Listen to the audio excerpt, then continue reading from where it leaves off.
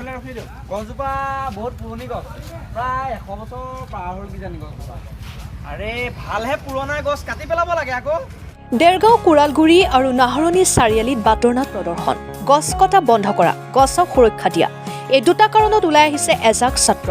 সদৌ অসম ছাত্ৰ সন্থাৰ আহ্বানত পৰিৱেশ আৰু জলবায়ু সজাগতা সপ্তাহ বৰুৱা বামুণগাঁও শাখা গোট ছাত্ৰ সন্থা উদ্যোগত দেৰগাঁও কোৰালগুৰি আৰু নাহৰণি চাৰিআলিত বাটৰ নাট প্ৰদৰ্শন কৰা হয়।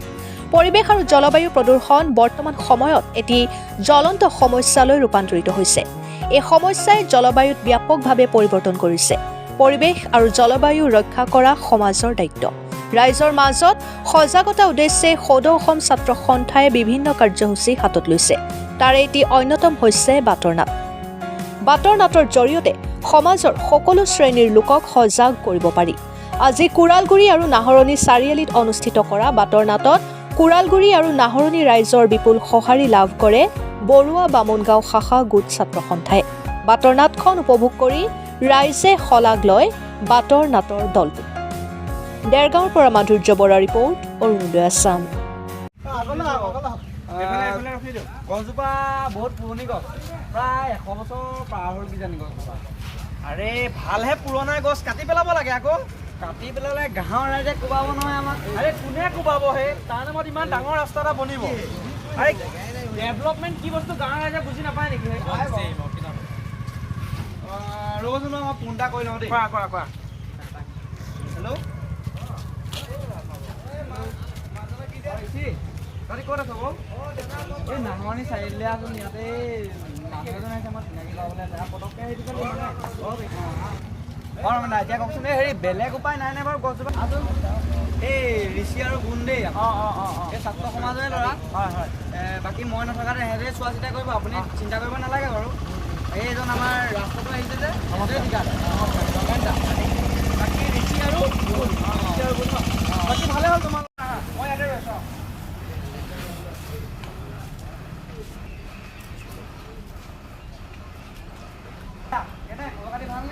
মোৰ ভাল, বাকী তোমাৰ কোৱা? এই আমাৰো কি আৰু আপোনালোকে ভাল কৰিলেহে আমাৰ ভাল আৰু। ভাল হ'বই ৰ'বা, এই যে ৰাস্তাটো ইয়াৰ ঠিকা কামটো মইহে পাইছোঁ।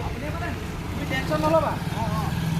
এই তুমি অলপ কামত অলপ চাই চিতি দিব লাগিব। এই আপুনি টেনশ্যন নল'ব, মই আছোঁ দিয়ক। গোটেই ঠিকা কামখিনি ময়ে পাইছোঁ। খালি তুমি এটা কাম কৰিবা, সেইখিনি যে আছে ডাঙৰ গছজোপা, তুমি গছজোপা কটাৰ এটা ব্যৱস্থা কৰিব লাগিব। সেই গছজোপা নকটালে তোমাৰ ৰাস্তাটো বনাবলৈ বহুত প্ৰব্লেম হ'ব। ইমান এটা বৰ সুবিধাজনক নহ'ব নহয়। কেলৈ? গাঁৱৰ ৰাইজেতো আমাক এই গছজোপাৰ নামত যদি ইয়াত এটা ভাল ৰাস্তা হয়, গাঁৱৰ ৰাইজে ভালহে পাব। ডেভেলপমেণ্ট কি বস্তু বুজি নাপায় নেকি? বুজিছোঁ বাৰু মই। ৰাস্তাৰ নামত যেনিবা গছ এজোপা গ'লে গুচি যাওক, গছটো আমাৰ কাৰণে কিমান প্ৰয়োজনীয় বস্তু। সেইটো হয় বাৰু, কিন্তু গাঁৱৰ ৰাইজে সুদাই নিদিব নহয় গছজোপা কটালৈ। কেলৈ সুদাই নিব? তুমি গাঁৱৰ ৰাইজক বুজাবা আৰু কিবা কিবি পইচা পাতি প্ৰব্লেম হ'লে মোক ক'বা, মই মেনেজ কৰি দিম। দিছোঁ বাৰু, খালি তুমি আমাৰ গছজোপা কটাৰ ব্যৱস্থাটো তুমি কৰি দিবা। এবাৰটো হৈ যাব বাৰু। ঋষি আৰু নমস্কাৰ। এই আমাৰ দাদা, এই ৰাস্তাটো আহিছে, এই দাদাই আপুনি চিন্তা কৰিব নালাগে। ঠিকে আছে। বাকী ঋষি আৰু গুণ ন? ঋষি আৰু গুণ ভালে হ'ল বাৰু, তোমালোকক লগ পালোঁ। এই ৰাস্তাটো ঠিকা কামটো মানে ময়ে পাইছোঁ। এই অৰূপ মোৰ লগত মানে ভাল, ইয়াকে গোটেই দায়িত্বখিনি দিছোঁ। তোমালোকে অলপ চাই মেলি দিবা। ঠিক আছে। বাকী এই গছজোপা কটাব লাগিব।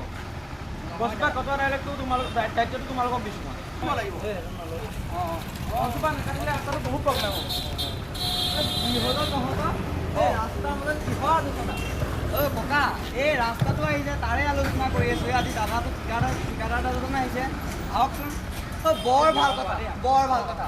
সেই গাঁওখনৰ উন্নতি হ'ব নে কি কওঁ তহঁতি? তাকে ককা, এয়া ঠিকাদাৰ, তেখেত আমাৰ গাঁৱৰ গাঁওবুঢ়া তিলেশ্বৰ বৰা। নমস্কাৰ দেই বৰ্তা। নমস্কাৰ। এই চাওকচোন বৰ্তা, এই ৰাস্তাটোৰ নামত যদি এই আমি গছডাল আমি কাটোঁ, এই এডাল গছে জানো প্ৰকৃতিত কিবা প্ৰভাৱ পেলাব? তো সেই নপৰে। এনেকৈ তহঁতি কিয় ভাবিছ? সেই গছজোপা কাটিলে কেলে প্ৰভাৱ নপৰিব? সেই আমাৰ ঠিকাদাৰ বাইদেৱে ঠিকেই কৈছে। এই পৰিব গছজোপা কাটিলে প্ৰভাৱ পৰিব। আমিও তাকেই কৈ আছোঁ ককা, কিন্তু এখেতে বুজি পোৱা নাই। গছজোপা কি নকটাবা নে কি তোমালোকে? মানে গছজোপাটো মই আপোনাৰ লগতে খুব কাৰণতে ৰাস্তা বনাব নোৱাৰোঁ। গাঁৱৰ মানুহক তুমি অলপ বুজাবা। তাতে 100 বছৰ পুৰণি সেই এনেকৈ উন্নয়নৰ নামত সেই গছবোৰ কাটিবলৈ দিব নোৱাৰি নহয়। ঠিকাদাৰ ভাইটি, তুমি নিউজবোৰ চোৱা নাই নেকি? এডাল গছ কাটিলে আপোনালোকৰ পৰিৱেশত একো প্ৰভাৱ নপৰে। তাতে ইমান পুৰণি গছজোপা কাটিবলৈ ভালহে পুৰণি গছ কাটি পেলাব লাগে। প্ৰভাৱ পৰিব। এতিয়া ৰাস্তা কামটো মই কি কৰিম, নকৰিম নেকি? বেলেগ কিবা উপায় নাই নে বাৰু? বেলেগ ৰাস্তাৰ ড্ৰাফ্ট অলৰেডি ৰেডি কৰি দিলোঁ। আমাৰ মইনাকৈ লৈ আনিবিচোন যাচোন। অঁ তোমাৰ ডিঙিত লগাই সেই গছজোপাটো লগাই দিম। কিমান যুগ তুমি জুখি থাকিবা, তোমাৰো সুবিধা হ'ব নহয়নে? আপোনালোকে কিয় অভদ্ৰামি কৰিছে নেকি? মই কিমান ফাৰ্ষ্ট ক্লাছ কণ্টেক্ট আপোনালোকে জানে? আপুনি গছ কাটি কৰি কি হ'ব তুমি কাম কৰিছে? কথাটো তেনেকুৱা নহয়, মানে কথাটো মই ভাবিছোঁ যে মই কৈছোঁ যে আপুনি গছ কাটি কি ভদ্ৰতা কাম কৰিছে? আপুনি বুজা নাই, ৰখক। কথাটো তেনেকুৱা নহয়। আপুনি বুজি পোৱা নাই কথাটো। আমাৰ মাজতে কথাটো যদি থাকে, আমাৰ মাজতে কথাটো থাকক, বাহিৰলৈ ওলাই যাব নালাগে। কোনোবা দিনা মনে মনে আহি গছজোপা কাটি থৈ যাম, পাত্তাই নাপাব। তেতিয়াহ'লে কওকচোন বাৰু কেনেকৈ কামটো কৰিব লাগিব আপোনালোকে কওক। গছজোপা নকটাকৈ ৰাস্তা নিৰ্মাণ কৰিব লাগিব।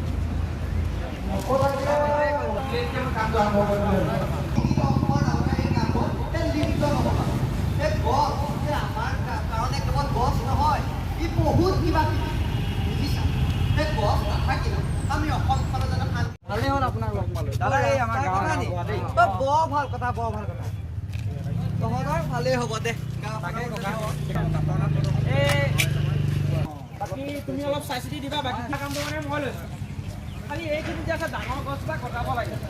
এজোপা গছ কাটিলে প্ৰকৃতিত জানো কিবা প্ৰভাৱ পৰিব? আপুনিয়ে কওকচোন। সেই আমাৰ এই ঠিকাদাৰ ভাইটিয়ে ঠিকেই কৈছে। তাকে কৈ আছোঁ ককা, কিন্তু এখেতে বুজি পোৱা নাই। আৰে মই কৈছোঁ যে গছজোপা কাটিব লাগিব, গছ নাকাটিলে আপুনি ৰাস্তা বনাব নোৱাৰে, গছ কাটাবই লাগিব। অৰূপ অৰূপ অৰূপ বুজাবা। বাকীখিনি মই ভাবিছোঁ মানে কথাটো আমাৰ মাজতে থাকক, বাহিৰলৈ কথাটো ওলাব নালাগে। সেইটো কথা নহয়। কোনোবা আপুনি দিনা তেনেকৈ গছ কাটিব নোৱাৰিব। কোনোবা দিনা পটককৈ আহি গছজোপা মই কাটি থৈ গুচি যাম। সেইটো কথা নহয় নহয়। হেৰ' ইমান ডাঙৰ গছ, তাতে 100 বছৰ পুৰণি। সেই উন্নয়নৰ নামত গছবোৰ কাটি আমি ধ্বংস কৰিব নোৱাৰো নহয়। তাকে ককা, এই নিউজবোৰ চোৱা নাই নেকি তহঁতি? এজোপা গছ কাটিলে প্ৰকৃতিত একো ক্ষতি নহয় কি আপোনালোকৰ। ফাল্টু কথা ক'বলৈ আহিছে আপুনি? এজোপা গছ কাটিলে প্ৰকৃতিত একো বেয়া প্ৰভাৱ নপৰে। আৰু 100 বছৰ পুৰণি গছজোপা কাটি পেলাইতো ভাল কথাহে। অৰূপ তুমি এওঁলোকক বুজাবা, কিবা পইচা পাতি প্ৰব্লেম পালে মোক ক'বা। তই কাম এটা কৰচোন, সেই আমাৰ ঘৰৰ পৰা ৰছীডাল লৈ আনিছে যাচোন, গোহালিতে আছে। জলদি যা, আনগে। অ' বৰ্তা সেই ৰছীনো কেলে? তোৰ ডিঙিত লগাই গছত ওলমাই দিম। কিমান জুখি থাক তই। মই কোন আপোনালোকে চিনি পায়? বুজিছ? মই ফাৰ্ষ্ট ক্লাছ কণ্ট্ৰেক্টৰ হয়। আপোনালোকে অভদ্ৰামি কিয় কৰিছে? আপুনি কিয় অৱদান কৰিবলৈ আহিছে? গছ কাটি কিয় আপুনি বতৰত দেখুৱাবলৈ আহিছে ইয়াত? আৰে কথাটো আচলতে তেনেকুৱা নহয়। আপুনি বুজি পোৱা নাই কথাটো? কথাটো তেনেকুৱা কথাটো নহয়। আপুনি বুজি পোৱা নাই কথাটো। আঁতৰি থাকক। গছজোপা মানে হ'ব বাৰু, খালি কামৰ ড্ৰাফ্টটো মই আকৌ নতুনকৈ ৰেডি কৰিব লাগিব। মানে 20 দিনমানৰ পিছত মই কামটো আৰম্ভ কৰিবলৈ আহিলোঁ, কিন্তু আপোনালোকে গছজোপা কাটিবলৈ নিদিয়ে। মই দিয়ক মই আহিছোঁ। পিছলৈও যাতে সেই উন্নয়নৰ নামত সেই গছ কাটি প্ৰকৃতি ধ্বংসৰ কাৰ্য লিখো। এই গছবোৰ আমাৰ কাৰণে কিমান মূল্যৱান জানাইচোন তোমালোকে। মানৱ জীৱন পেলাইছে, সেই পৃথিৱীখন কাৰো পৈতৃক সম্পত্তি নহয়। সেই আমি আহিছোঁ দুদিনৰ কাৰণে, থাকিম দুদিনৰ কাৰণে। সেই ভালকৈ থাকিলে হ'ল, বুজিছা? সেই পিছলৈও যাতে এনেকুৱা কাম নকৰা। সেই দেখিছাই নহয় সেই গুৱাহাটীত দিল্লীত গৰমৰ অৱস্থা। সেই যদি আমি এতিয়া গোটেইগাল একলগ নহওঁ, কি গ'ল? ধন্যবাদ দেই। পাৰিম আকৌ, দেখা নাই সেই গৰমত গুৱাহাটী আৰু দিল্লীৰ অৱস্থা। আমি যদি এতিয়া গোটেইগাল একগোট হওঁ, তেতিয়াহে দীঘলী পুখুৰী গছডাল বচোৱা কাৰণে আমিও বচাব পাৰিম, হয়নে নহয়? আপুনি ঠিকে কৈছে ককা। এইডাল দেই গছ কাটিব নহয় চাগে এতিয়া? এই গছ নাকাটো, ইয়াক ওলমাম বুলিহে ভাবিছোঁ। সেই ককা সেই ৰছী নালাগে, বতৰটো খুব বেয়া কৰি আহিছে। মই আহিলোঁ দিয়ক, বতৰটো খুব বেয়া, বৰষুণে আহিব। বাৰু দিয়ক, আহিলোঁ দেই, বাৰু হ'ব। হয়, আমি সদৌ অসম ছাত্ৰ সন্থাৰ আহ্বানত আমি বুঢ়ামুণ্ডা ছাত্ৰ সন্থাই পৰিৱেশ আৰু জলবায়ুৰ সজাগতা সপ্তাহ হিচাপে আমি ওৰালগুৰিৰ নাহৰণি চাৰিআলিত আমি বাটৰ নাট প্ৰদৰ্শন কৰিলোঁ। আমি এটাই কথাই জনসাধাৰণক জনাব বিচাৰিছোঁ যে গছ থাকিলেহে মানুহ থাকিব।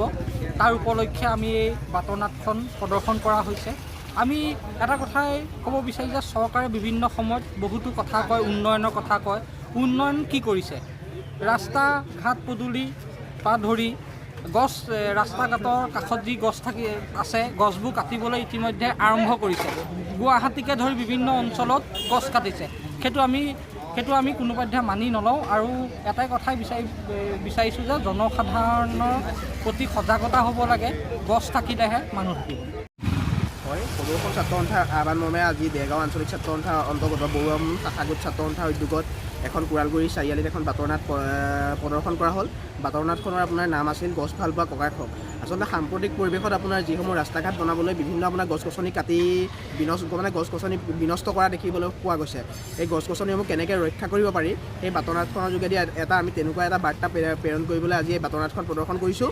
আৰু সদৌ অসম ছাত্ৰ সন্থাৰ আহ্বানত অসমৰ প্ৰত্যেকখন আঞ্চলিক ছাত্ৰ সন্থাই এনেকুৱা বিভিন্ন ধৰণৰ কাৰ্যসূচী হাতত লৈ পৰিৱেশ আৰু জলবায়ু সজাগতা সপ্তাহ পালন কৰি আহিছে।